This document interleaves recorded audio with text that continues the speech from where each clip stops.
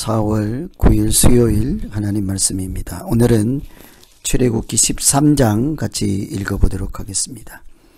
출애굽 13장은 이제 드디어 애굽에 있던 하나님의 백성들이 이렇게 홍해를 건너고 가나안 땅, 약속의 땅으로 출발해서 이렇게 이동하는 과정에 있습니다. 12장 37절에 이미 람셋을 출발해서 숫곳에 이르렀다. 장정이 60만이다. 이렇게 출발을 하였습니다. 이 애굽에서 이제 천신만고 끝에 하나님의 도우심으로, 사실은 하나님께서 승리하심으로이지요. 10가지 재앙을 통해서 우상신인 태양신을, 또 나머지 모든 우상신을 이렇게 처벌하시고, 또 그들이 무력함을 보여주시고 죽은 신이라 하는 것을 사람들이 알게 한 다음 바로로 하여금 그 백성을 보낼 수밖에 없게 하나님께서 역사를 하셨습니다. 바로에게 하나님은 이스라엘 백성을 나의 장자, 하나님의 장자라, 이스라엘은 내 아들이요 내 장자라 이렇게 하며 그 하나님의 자녀인 것을 분명히 밝히고, 바로의 자녀, 태양신의 종이 아니라 하는 것을 밝힌 다음 하나님의 자녀로 사는 길로 인도한 것이 출애굽이지 않습니까? 이 출애굽은 그 백성들을 거듭나게 하시고 구원하시고 하나님의 자녀로 살아가는 길로 인도하시는 은혜의 사건이죠. 이렇게 애굽을 떠나서 또 약속의 땅으로 가는 동안 람셋을 출발하고 숫곳에 모였지만 바로 다음에 어디로 갔다 하는 여정에 대한 말씀 이전에 13장에 보시면 먼저 중요한 두 가지를 일러주십니다. 초태생을 구별하라.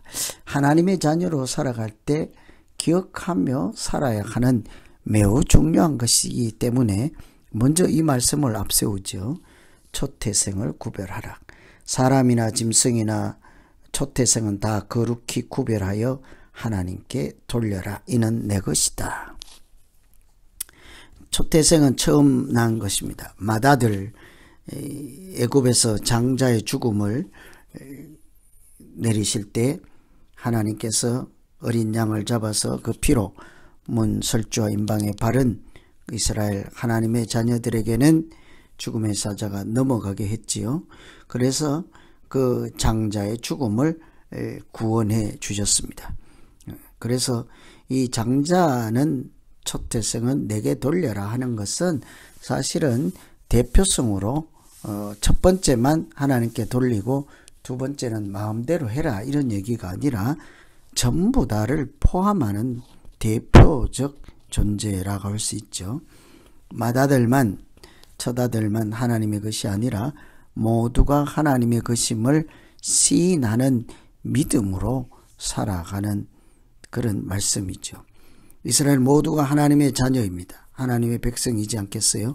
처음 난 사람만 하나님의 자녀라고 하는 말씀이 아니죠. 그래서 초태생을 구별하고 하나님께 돌리라 이렇게 말씀하신 것은 너희 모두가 하나님께 드려진 또 하나님께 속한 거룩한 백성임을 기억하고 살라 하는 것이죠. 우리가 예를 들어서 11조를 하나님께 드리는 것은 10분의 9는 너희 마음대로 하라는 이야기가 아니죠. 10분의 1은 하나님께 드림으로, 11조를 드림으로 나머지 모든 것도 하나님이 주신 것을 시인하는 믿음으로 살라 하는 것입니다. 그런데 요즘은 11조도 이렇게 다 감당하지 않고 그런 믿음이 사라지는 안타까운 현실이 있죠.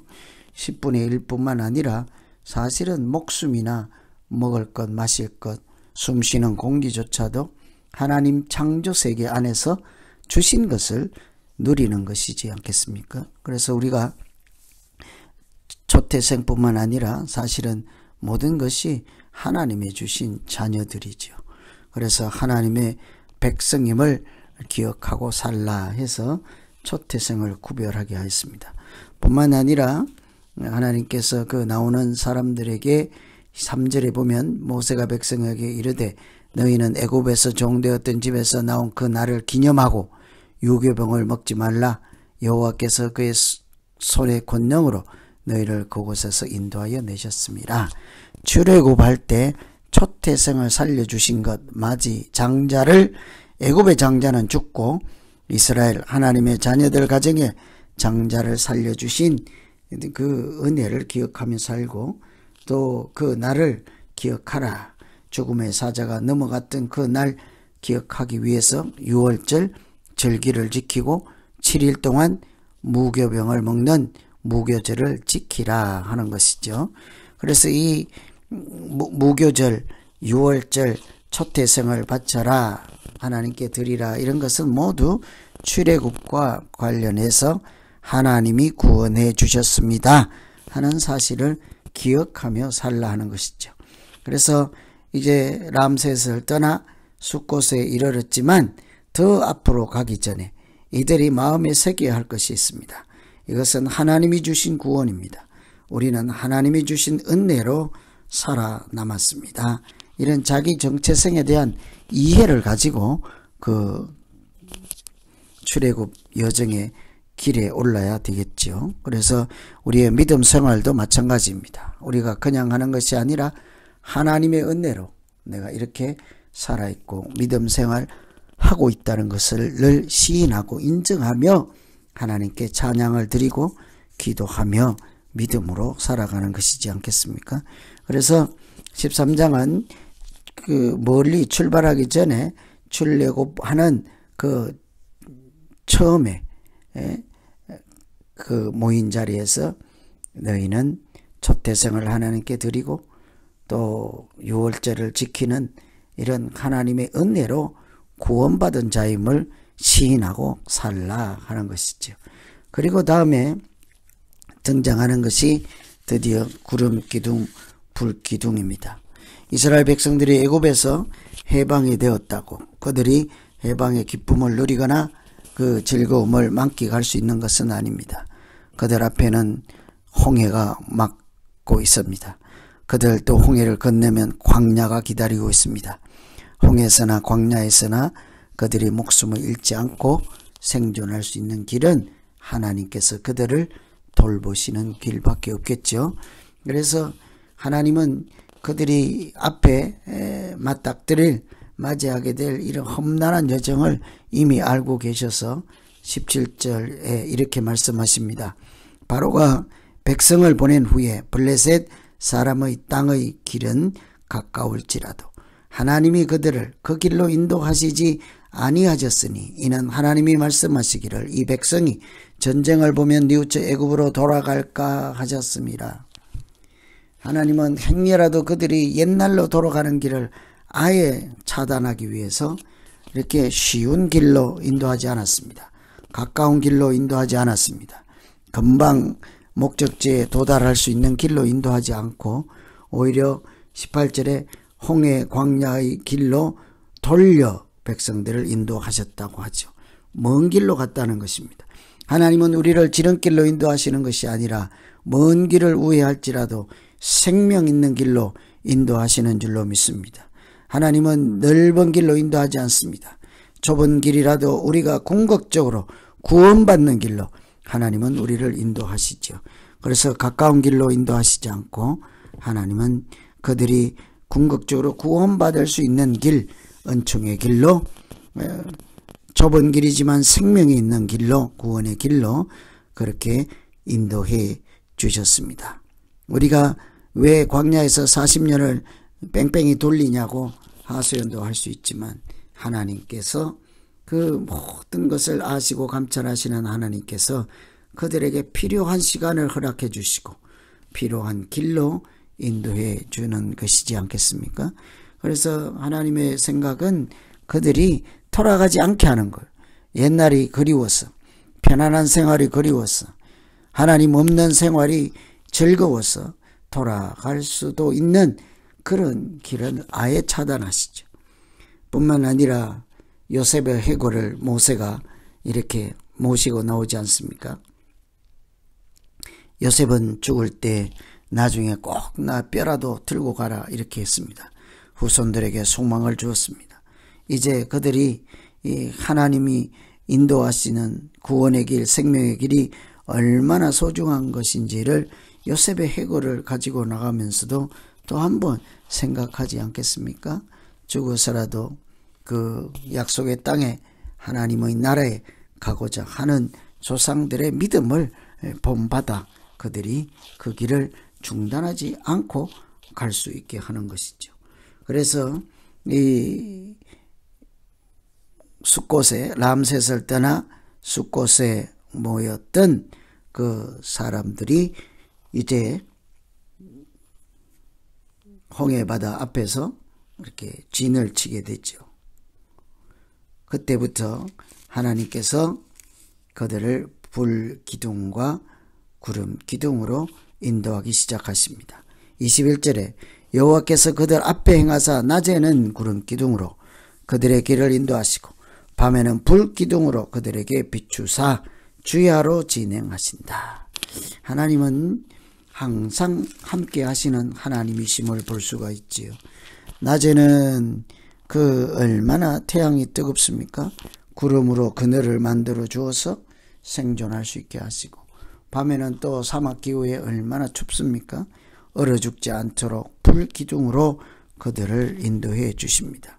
앞으로 이 불기둥, 구름기둥이 하나님의 처음과 끝이 되어서 하나님이 떠나시면 가고 서면 서고 그들의 인도자 되심을 보여주시는 생명의 구름기둥, 불기둥이죠. 하나님이 이렇게 불기둥을 둥둥 뜨게 하고 움직이면 따라가는 것이고, 가다가 그 구름기둥이든 불기둥이든 서면 그 자리에 서야 하는 것이 그들이 출애굽을 하는 모습이었습니다.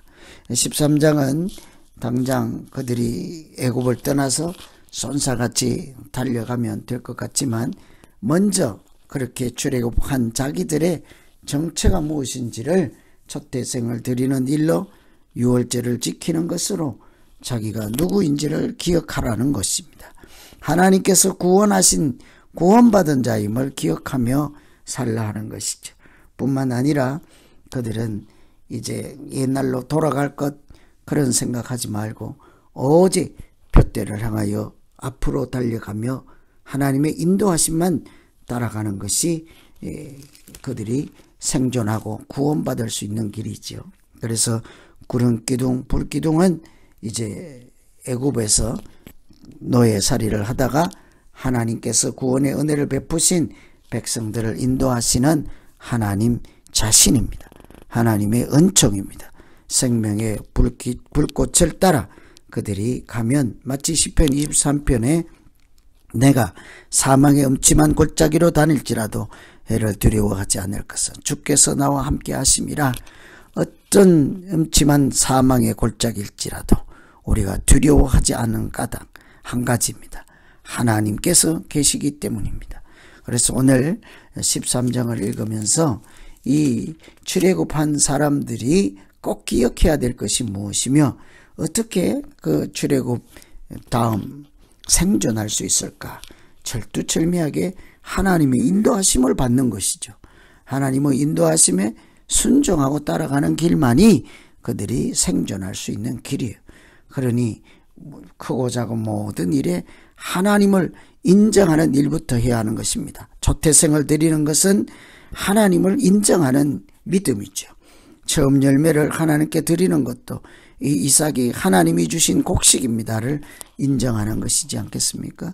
그래서 애굽에서 나왔다고 해서 전부가 아니라 하나님을 인정하고 하나님을 예배하고 하나님이 인도하심을 따라 살아가는 것, 그것이 이 백성이 생존할 수 있는 길이었습니다. 오늘 우리도 마찬가지일 것입니다. 하나님께서 나의 아버지 되시고 하나님이 오늘 또 인도하고 계시고 내가 그 길을 순종하고 아멘하고 따라가기만 하면 나는 영생의 복을 누리게 될 줄로 믿습니다.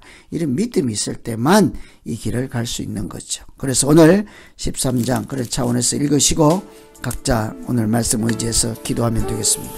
하나님 아버지, 출애굽 백성들에게 은혜를 베푸시고 또 생명을 구원해 주셨지만 그냥 해방 선언만이 아니라 그들이 누구인지를 알게 하시고 하나님을 인도하심을 따라 살게 하셨사오니 하나님 오늘날 우리의 믿음도 주님과 동행하는 믿음 되게 하시고 순종하는 믿음 되게 하여 주시옵소서. 예수님 이름으로 기도하옵나이다. 아멘.